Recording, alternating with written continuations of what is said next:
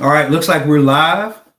Welcome today. So, welcome back to MMBBA Live. I'm Sean Williams. I'm your host and current president of the Maryland Mortgage Bankers and Brokers Association. Thanks for joining us for another, or actually our second episode, Steve, in our weekly series where we spotlight leadership, innovation, advocacy, and everything happening across our industry. And so today, I am excited to welcome someone that many of you already know. Um, uh, he's a nationally recognized speaker, a trainer, and thought leader in the mortgage world, but even outside of this world. Steve Richmond, and Steve spent many years helping folks like me and mortgage professionals understand how the market is changing and what it takes to stay relevant, competitive, and differentiated. How'd I do with that introduction, Steve? You want to go on the road with me wherever we go? I could throw you up there on the stage to do that. That was just beautiful. I thank you much, and don't humble yourself there. You've taught me many a thing as well, sir. I appreciate that. I appreciate that. So before we jump in, Steve, can you tell our viewers a little bit more about yourself, like your background in the industry? Because I don't know that I did it justice, and I appreciate you being gracious about inviting me on the road and all that good stuff. But tell us a little bit about yourself.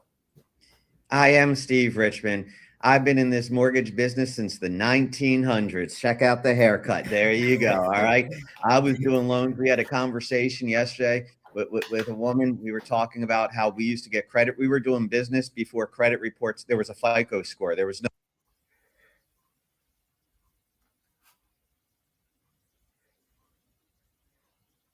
Hey, Steve, we lost you. I don't know what happened.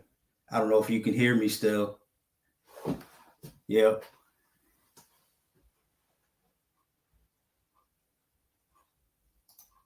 Did that bring it back? Yeah, we brought it back. So Okay. you were telling us how you walked 10 miles in the snow with 2 pails of water.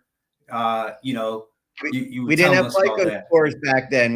But we would still do loans. Why not? So, I've been an AE. I've been a loan originator. I ran the front end of a shop. I worked for a mortgage insurance company for 20 some years. Just wonderful, great people. One of your good friends, Sean, I used to work with Crystal Smith. Oh my God, just one of the best people I've ever met my entire life. She is awesome.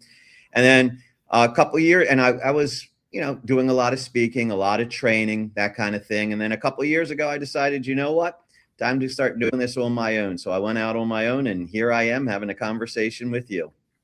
Sounds good. And that's how I met you years ago. You used to do this kind of thing for our branch when I first really started to get into branch management and leadership. We would do these events, and always been grateful to you for that because you've been super engaging, and we'd always walk away with a couple great nuggets or two. And so, because Steve, this is MMBBA Live, we always ask our guests Can I just throw out there? Yeah. And even though I live in Raleigh, North Carolina, I'm a Terp through and through. I'm born and raised in Maryland. All four of my grandparents were born in Baltimore, so my heart is still with Maryland. I can promise you that. So is that your fun fact? Because we always kick the show off asking one fun or unexpected fact about you that most people don't know, but should probably know about you. Is that your fun fact, or you got another one? I would say I'm a scuba diver. I dig scuba diving, and I have gone diving with sharks and fed sharks, no cage or anything like that. And to be able to go under the sea and check out the world that is down there is awesome. If you've never tried it, do it properly. Don't take a 30-minute class in Hawaii or something. Get properly certified. But man, scuba diving, that's my thing. Interesting. We'll have to talk about that more later. That's pretty cool. Do you have to be like a great swimmer to do that? Nope. Really? Not at all.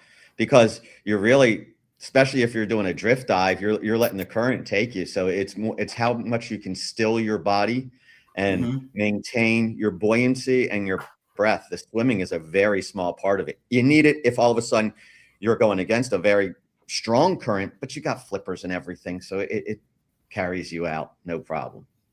Got it. And so, we have a few questions and topics that we're going to touch on today. I don't know how many we'll get through. It's always great having a, There. you know, really cool conversation with you. But like for anyone that like may not know your background, we touched on it a little bit. Can you share a little bit about your work in the mortgage industry and what drives your passion for speaking and teaching? Well, I think that, it's interesting that you say that of what drives your passion. When I talk to people in our industry, and I think we have just a magnificent industry, people are like, oh my God, it's changing. Oh my God, it's the end of the world. Oh my God, rates are high. Let me tell you something. This industry is going nowhere. We are in a good industry. It's time to be grateful that we're in this industry. People are going to need houses. People are going to need financing. Don't get chicken little and panicky and the sky is falling. If you wanted to quit this industry, you should have done it 2 years ago. But we didn't go through these past 2 years when all of a sudden things are starting to get better and now you're going to get out. No, no, no, no, no, no. If you were going to get out when it was down, but things are progressing in the right way. So when you say like, what's my passion? And I say this because in the mortgage industry, we get caught up a lot in about rate. Oh, it's what's your rate? What's your rate? That's who I'm going with. And it's a commodity and it's a conundrum that we get stuck in.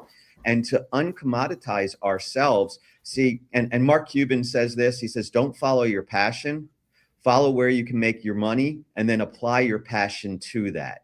So that's why I've always said, oh, I really like the mortgage industry. It does some really wonderful things for people. And that's why I do more speaking than selling now, because that's where my passion is to share that with others. So I bring that through the mortgage and the real estate industries. That's great. That's good. And then so you said you should have gotten out 2 years ago, right? But in your talks and such, you talk about the market and how the customer has changed. What shifts are you seeing right now, though, that mortgage professionals need to pay attention to, since it is still a great industry?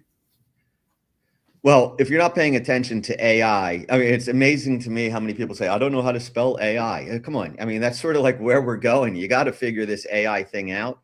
But I caution people then when they want to talk about AI, because I hear way too many people talk about it can do this, it can do this, it can do this. And then when I try and do it, they're like, no, no, no, it's coming. So when it comes to AI, you have to be engaged with it, but you have to be patient at the same time because people are making promises that are not there. The other thing that I think that is a big change, and I think people make this mistake when they talk about it, is that, oh, real estate agents aren't in their office anymore, so I'm not going to be there. I think you still have to show up in person. I still think you have to have those one-on-one conversations. We're doing this by what? By video. I do video calls all the time instead of just phone calls. I know people say, oh, I want to just sit there and I want to text people. You should be asking, I do say this, I say, should you text people? Should you be calling people? Should you be emailing people? Or should you be doing video calls? And the answer is ask your customer what's best for them. And that's what you should be doing. So when you say, oh, should we take technology and be texting? Not if the person doesn't want to be texted. So you still have to have that personal input of figuring out what's important to them and then deliver on that. Yeah, you're absolutely right. I've been going through this recently. I personally feel like I can solve the world's problems with a text message, like everything. I feel like I'm an elite texter, Steve. And so I have this one client that I'm working with right now, borrower, and I'll text them. And guess what happens immediately after I text? I get a phone call. If I send him an email, immediately when he receives the email, I get a phone call. And that happens. It doesn't happen that often that way, right? And so I had to tell myself this is the way that he wants to communicate, right? Without him, nothing happens in this whole process, right? And I need to meet him exactly where he is. So that was a rude awakening for me this week. I wouldn't say it rude, but it just got away from some of the norms that we've been used to, like in regards to technology, that some people still like the old-fashioned way of doing business. Well, you say that, so just flip it for a second. The old-fashioned way, the golden rule. What's the golden rule? Do unto others as you would have them do unto you. I change it. I say do unto others as they wish to be done unto. Ah, that's a good one. Right? So you sort of flip it a little bit and figure out what is important to them. My two rules of texting, and you said you're the king of texting. I'm the worst at it. And the reason I'm bad at it is I'm a very sarcastic person. And Can't read it. sarcasm doesn't do well over text because That's people are right. like, you're being a jerk. I'm like, no, that was really funny. So you have to be very careful of what your tone is because the interpretation can go very wrong when it comes to texting. And my other little rule is once it's 3 texts, then I pick up the phone. If we've gone back and forth 3 times, that means this is meaty enough that we should be having a conversation. We should be taking it offline and onto the phone. Yeah, I totally agree with that. I have that rule too as well, because then at that point it's faster, a lot simpler to get to the point. But let me ask you this: tools, tactics, habits, because our clients and members of the Maryland Mortgage Bankers and Brokers Association are companies and mortgage companies and such, and there are top performers and loan officers that are doing business. And like, what would you say are some of the tools and tactics or habits that you're seeing out there from top performers that they use to kind of stay ahead? When it comes to habits, the first thing that I would say, well, I got a couple things that top performers do because I've studied this for a while. They measure everything. They put numbers behind everything the top performers do. So if you ask a top performer, what's going on in your pipeline, they'll come back and they're like, I have 3 closing this week. I got 4 closing next week. I got 7 other meetings that are currently set up that I'm going to go do this. I have an 11-person email campaign that I'm working. Here's where they know a number attached to everything. When I talk to mid-range performers, I say, how's your pipeline? They say, pretty good. I got like 7 to 10 hot deals right now. Is it 7 or is it 10? Because that's a big difference. So if you really want to take it to the next level, you got to measure it because then you know what's truly going on. And I think people avoid measuring because they don't want to see if a number's bad and they don't want that negativity. But I think that's more of revealing of, hey, this is the actuality that's sitting there in front of me. So that's really good. The other thing that I watch a lot of the top performers is it's a no excuse mentality. Oh, well, it's the winter. Nobody's buying homes. I can't do a mortgage. That's not an excuse. Oh, rates are too high. I can't. That's all excuses.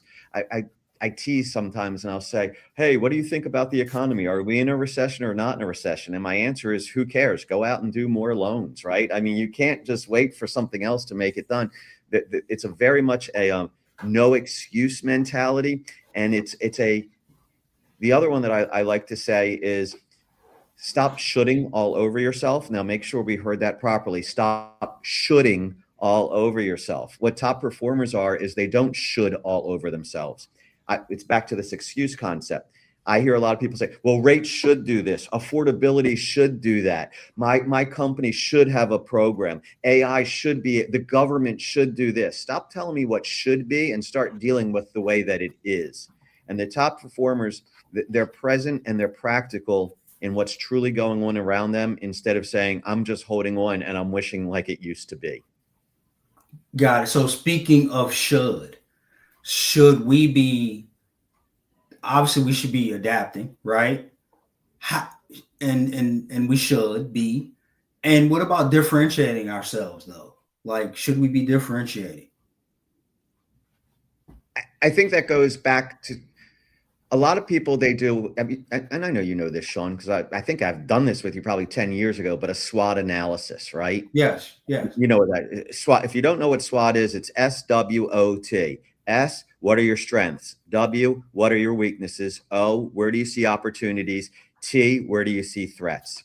And whenever I work with clients and we go over that, they're like, oh my gosh, this is a weakness. I have to build this up. And that is not the way that you differentiate yourself by building up your weakness. All that does is make you as good as somebody else. The reasons that's a weakness for you is because somebody else is better at it than you. But if you become just as good as them, you're now what? You're not differentiating yourself, which is what your question was, Sean. So I always say spend at least the same amount, if not more time on your strengths, because that's where you will find the opportunities. So when I live this, I practice what I preach. So I believe You might disagree, but I think I'm a pretty good public speaker. I'm a pretty good communicator, and I'm a pretty good trainer. So instead of being the person that says, I'm the math wizard and I can figure this all out by Excel spreadsheet, I say the way I'm going to differentiate myself is I do lots of webinars. When I started in the business, I was the king of the first time homebuyer seminar. We didn't have webinars back in those days, but that's how I differentiated myself, is because I was doing seminars all the time and bringing people into the room because I looked at what my strength was. You have to figure out what is your strength, what is your passion, and how does that add value to the other people. And that is where you find your true differentiator. Right, right, right. And so, Steve, you've always I've known you to do this is you challenge people by like to answer the question like, why me, why you, right? Is that what you would tell people? Like when I ask you, like, hey, Steve, I'm struggling a bit to get my message across. I want people to know why. Why Sean? Why choose Sean? Why choose Steve? Why choose whomever it is? Would you expand on that, or pretty much what you just said? Is that how you would advise someone to frame it? Well, I would expand on it. So if I'm going to ask you why you, and I know it's the elevator speech, do you have a really good one? Because I hear a lot of people, they say stuff like, I'm there because, I'm going to help you get through this. Well, everybody in this industry is trying to help you get your loan. Everybody's trying to help you close the loan. What is it? Do you have a really good elevator speech as to why I should be choosing you versus somebody else? And to me, a very good answer to that is, I'm not going to just give you a product and help you close the loan. And this is one of the things that I say is, I'm going to help you educate you on the process and the overall effect that this is having on your finances. And to me, that all of a sudden stops talking about rate and it starts talking about what is that benefit that I'm getting above and beyond just the mortgage that's there. So what is your answer to why you, as to, it's not because I'm the lowest rate. If that's what it is, good luck. But in today's world, look, Sean, we've been doing this for a while. It used to be when I would sit back, people came to me because they like the name of my company, the name of my bank, the name of my credit union, the name of what, right? Because they're like, oh, I've heard of them. Or they would go to the bank and that's where they were getting their loan. Now they're following the individual. Right. And they're not going to that. They're going to Sean. Because I want Sean to do my loan because this is what makes him different. I use the example, and I'm sorry I'm bringing up hair again, but I actually said this from the stage the other day. I go to Gray Clips, right? And the woman who cuts my hair, her name's Celeste. And I went to Gray Clips one time, and they're like, oh, she no longer walks here. And I just got in my car and left. I didn't say, well, I love Gray Clips, so I'm going to keep coming here. I don't care who cuts my hair. I wanted to find Celeste. And it's the same thing being a loan officer. The individual is the one that's being pursued by the consumer. Right, right. And I'm seeing more and more companies sort of adopt that mindset that we need to stand behind the LOs and help them build a personal brand and such. Are you seeing that more and more now, where the companies are more supportive of the LOs creating their own personal brands?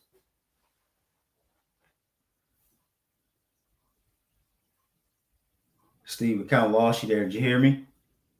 You froze up. I lost you. I don't know who's losing who. No, we're having a good time here though. So no, what I was saying is like the personal brands, for instance, right? That was a really good example of your barber, with the haircut and such. I'm finding that more and more companies are understanding that the LOs should, right, have a personal brand, and that the consumer is attached to the particular LOs that have helped them in the past and are continuing to help them. Are you finding that more and more companies are adopting that mindset to support their loan officers build the personal brands? I think they have to, because what I'm seeing is that if they're not supporting the loan officer to build their personal brand, that loan officer's leaving. The amount of recruiting that is going on within our industry, sometimes I think it's a little bit too much.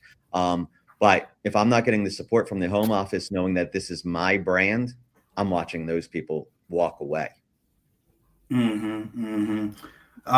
me one misconception that you hear, like from sales and consumer behavior, or any innovation that we like to debunk, because that was something you used to talk about 10 years ago, is myths and debunking those myths. So Do you have one misconception that you'd like to talk about or can talk about today? Yeah, I think the misconception that is out there, and I don't know that it's a misconception, but I think it's something we can tweak a little bit. I hear a lot, this business is all about relationships. Well, is it really? We want it to be all about relationships. We say it should be all about relationships, but from a consumer's perspective, is it? Because when Amazon.com is teaching everybody in the entire world to point, click, and get, point, click, and get. You don't have to talk to anybody. You don't have to shake anybody's hand. You don't have to look anybody in the eye. That's what they're teaching. So the consumer is becoming more and more transactional every day. And we keep clinging to this. It's all about the relationship. And I disagree where I think the misconception is that it's either or. It's either a transaction or a relationship. I think it's both, because they're there for the transaction. But if you do the transaction well, you develop the relationship. But if you're all about relationship, but you never think about the transaction, you will never get the chance to have a good relationship with them. So as much time, energy, and effort that you're spending on the relationship, you should be hitting an equal amount on the transaction, because when the transaction goes bad, the relationship will follow. Yeah, that's good. That's good. I was talking to someone about that the other day. You remember you earlier you mentioned something about sarcasm. I'm like, you know what? If my mom's buying a house, we have a great relationship. She loves me. She's gonna give me the final shot to earn her business. But I guarantee that she's gonna know where the rates are. She's gonna go online. She's gonna research. She's gonna know exactly where she's supposed to be.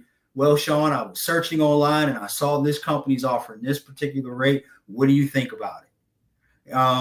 And that goes to what you're saying. Ultimately, I would like to think that the relationship's going to trump everything with someone like a parent, right? But there is a transactional piece in there because they're going to know what the competition is doing more often than not, because there's so much information and access to the information out there now. But you just said the thing that's driving me crazy right now. There's so much information out there. There's so much misinformation out there. Right. So you could be saying to every single one of your customers, if you have any question, comment, thought, concern, you think I'm doing something wrong, and this is a quote, or if you see something on TikTok or Instagram that says something different than what I say, you have to tell me, because I will show you the reality of it. That Instagram clip of 30 seconds that says this. So I got this.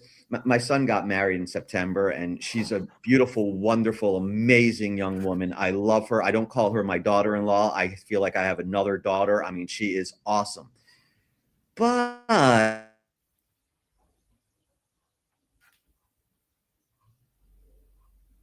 what are you talking about? Helen Keller wasn't real. I saw this TikTok that said Helen Keller. I'm like, okay, stop. we can't get this really important and valuable information from TikTok because there's so much misinformation that's out there. So we need to be viewed as the expert and the educator. And we have to put the onus, the responsibility on the consumer and say, I'm here to give you the correct answer. So anytime, I'm not saying that don't listen to them. I'm saying, give me the opportunity to show you why I'm right and they're wrong. Yeah. I'm finding we spend a whole lot of time sort of deprogramming people, and it's really basic. Like there's a basic foundation of understanding where how to purchase a home and what's involved in it. More often than not, once you get through 3-4 basic foundational questions and parts of the conversation, then that's when you go into the rabbit hole, right? Because you have the foundation. But I'm finding more often than not, people come to me and they've spent 20 days on the internet looking, and on TikTok, like you mentioned, and all these social media platform gathering this information. And they expect me to unpack 21 years that I've been in the business, almost going on 21 years of industry knowledge in a 20-minute conversation. Right.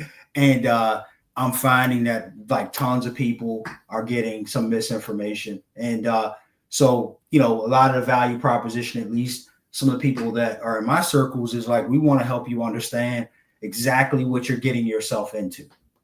So let let me bring that back to Baltimore, Maryland. Pikesville Junior High School, 8th grade. When am I ever going to use algebra in my life? Miss Geist, this is a shout out to you. Miss Geist was my 8th grade algebra teacher. And she would say to me, I don't care if you got the right answer or not, you need to show your work. And I think that's a wonderful thing to say to our customers is like you saw that on TikTok. Did they show their work? Because here's how I can prove to you that I'm right. I'm willing to. Now, I'm not just going to give you the answer. I'm going to show my work. And that's how you start to differentiate yourself. So thank you, Miss Geist. I show my work every day, and that's how I differentiate myself. Okay, I got it. Last question, and then we'll be wrapping up. So if you could leave our members, you understand the MMBBA membership, one actionable idea that they can apply immediately after this show, what would it be? Nurture your network. I believe a true, my superpower, I actually was just talking to a woman. She was sitting in this conference room. She was sitting right over there 20 minutes ago. And I said, my superpower is my network. The one thing that nobody else has that you have, there are other good speakers. There's other people that are good at math. Nobody has your network.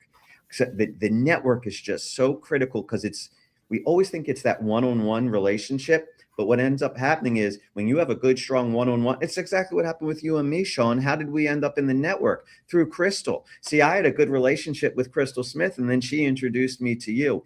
And what I try and do with my network, I know when I need to step out and introduce 2 other people within my network to each other. And you know what you just did when you did that? You just made 2 people happy. So now they're more happy to be in your network. So when it comes down to it, AI is nice, technology's nice, low rates are nice. But if you nurture your network, that's going to help you grow and develop into a larger and greater success than you already are.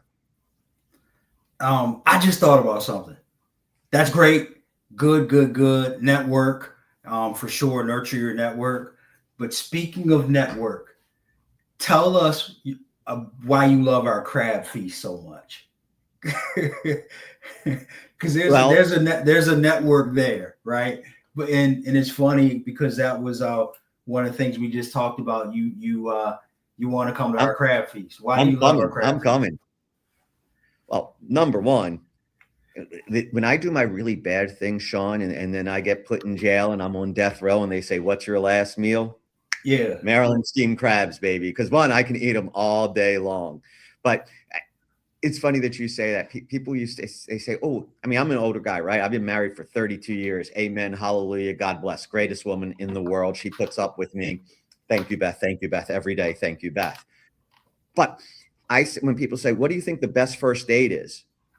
Go take somebody to eat steamed crabs. You're going to learn so much about that person by the way that they eat their crabs. Are they, oh, I only eat the lump, or I dig in and I get really involved. And it takes time. So it forces you to have conversation. You can't just sit there. You know, you can eat a Big Mac in 4 bites and you're done. Have a nice day. But crabs, you're sitting there, you're having conversations. It's an event. It's social. I love the concept of steamed crabs because it is an event. It is not a meal. And that's what makes it so special. And that's what your network is, because you're being social while you're there at the event. This is great. Steve, thank you so much for joining us today. Thank you.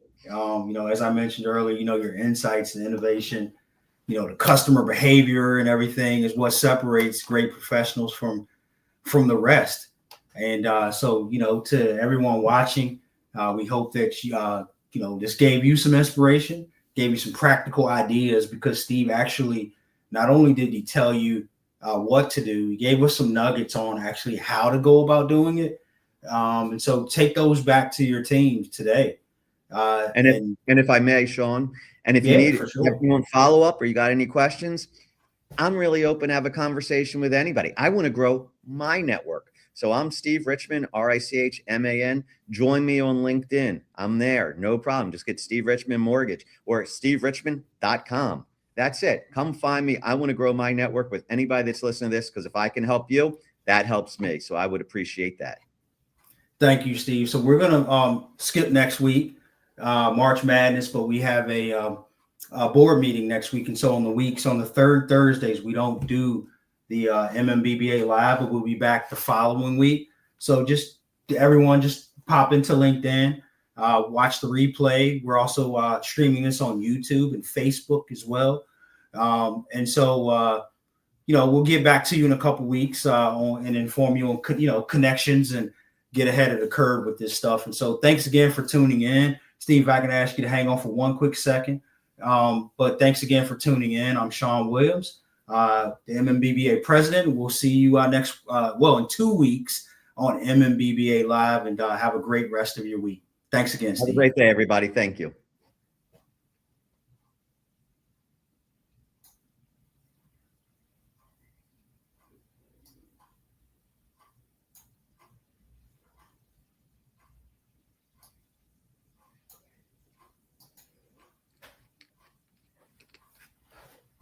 Hang on one second.